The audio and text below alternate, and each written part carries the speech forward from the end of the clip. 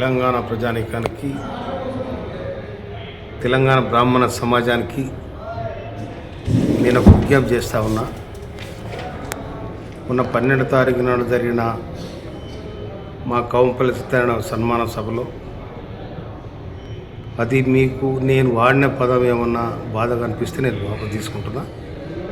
కనుక మీ పట్ల కానీ, మీ వ్యవస్థ పట్ల కానీ, మీ సంస్కృతి పట్ల కానీ నాకు అమితమైన గౌరవం ఉన్నది. ఆ గౌరవాన్ని నేను ఈనానే కాదు, ఏనాటి నుంచో నేను సమాజంలో ఉన్నాను కాబట్టి గౌరవిస్తా. నేను ఇప్పటికి గౌరవిస్తా, ఎప్పుడు గౌరవిస్తా. ఎందుకంటే నన్ను ఈ వర్గాల్లో ఉన్న బ్రాహ్మణులు కూడా, ఈ నియోజకవర్గంలో ఉన్న బ్రాహ్మణులు కూడా నన్ను చాలా గౌరవిస్తారు. నేను వాళ్ళని గౌరవిస్తా. నా ఇంట వారు నాకు వాళ్ళ దీవెన ఉంది.